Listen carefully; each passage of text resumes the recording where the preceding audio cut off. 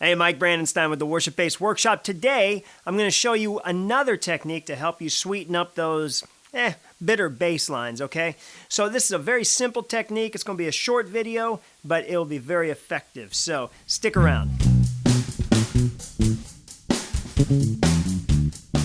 Now, last time we worked with octaves to start sweetening up those simple bass lines, right? Today we're going to combine another technique with those octaves, and this is, you've probably done it. This is very simply a slide. Now, we're going to combine the slide with the octaves. Now, what the slide does, to me, the slide is kind of like giving breath to your bass line. All of these things that we're going to talk about, in many ways, bring life into the bass line and make it sound less mechanical. But this slide really is something I use quite a bit. You don't want to overuse it, but today we're going to overuse it just for the purpose of practice, okay? So let's get started. Now we're going to use the same bass line we used before, which was Chris Tomlin's Good Good Father, and we're doing that to, I have the track on here, but if you're using a metronome with me, I'm doing 6/8 at 150 beats per minute, okay? And so let's get started. Now what we're going to do is let me talk about the notes first. We're going to use the 12th fret. We're just using the D string because when we're sliding, we're practicing these notes. We're going to slide into each note. This is what I call target practice. Okay, so we're going to slide into each note. This really helps us to get our accuracy with our slide. So whenever we slide, that slide sounds great, but if you land on the wrong note, you're toast, right? Okay, so what we're going to do is we're using the D. It's the 12th fret of the D string.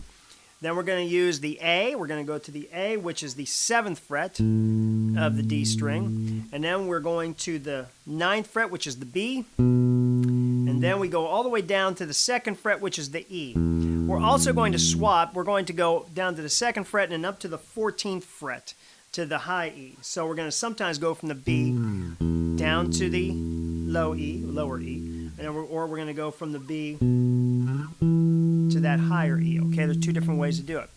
And that's what we're going to do. Now, you can do this, you can practice this technique on every string, and you should.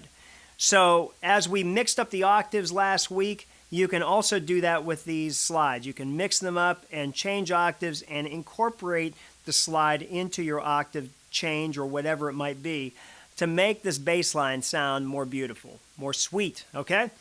So let's get started. I'm going to set my metronome here. We're going from D to A to B to E. And we got our tempo. Here we go. 1, 2, 3, 4, 5, 6.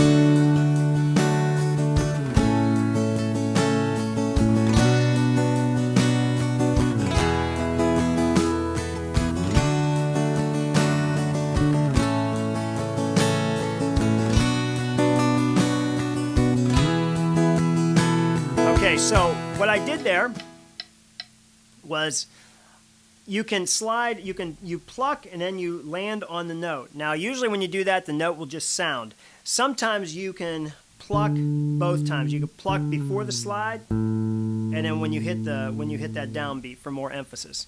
What I'll do in a song like Good Good Father, especially during the quiet part, I will usually just slide into the note without plucking. Let's talk about the technique now, okay?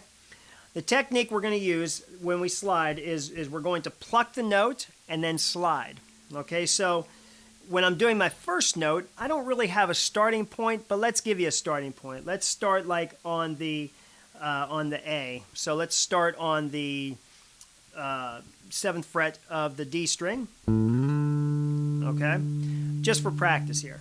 So what you're doing is you're plucking and you're landing. Once again. Okay, make sure you can see that. Okay. Okay, so you want to think about the timing. So the timing of this technique is going to be essential. Just like our breathing is natural and we have a natural rhythm to our breath, you want to have a natural rhythm to your slides and how you're going into your note. So if we're playing a 6/8 song where we're counting 1, 2, 3, 4, 5, 6, then what I'd recommend for practice is start your slide on the 6 and land on the 1. That's what we're doing in this song. So 1, 2, 3, 4, 5, 6. 1, 2, 3, 4, 5, 6. 1, 2, 3, 4, 5, 6. 1, 2, 3, 4, 5, 6. 1, 2, 3, 4, 5, 6. 1, 2, 3. Now, you could really slow it down, and I would recommend you slow it down for your practice time. Okay, because you're going to miss, you don't want to frustrate yourself, okay? So practice at a tempo where you can do it really well, okay? And do that until you can get the tempo, where you can get to a comfortable tempo and you can start moving up. Let's say you start with 100, okay? That's pretty slow. Move up to 110 and 120 or wherever you're comfortable, but try to get it to where you can do it perfectly. And pretty soon you'll be hitting these notes right on, okay? So that's just a little bit about adding some breath to sweeten up your simple bass line. I hope that was helpful. Now, I want you to go back and try to work on these two together. Get the track. I'll put the track up on my website. You can get that at worshipbassworkshop.com. And make sure you go there, make sure you subscribe, and make sure you subscribe to this YouTube channel as well. You know, these are for free, but the subscriptions really help us. It helps us with our views. Hit the like button, leave me a comment. I try to get back to you on comments as frequently as possible. So, guys, thanks so much again. I really appreciate your viewership, your subscriptions. So until next time, this is Mike Brandenstein with the Worship Bass Workshop. Remember, play to inspire.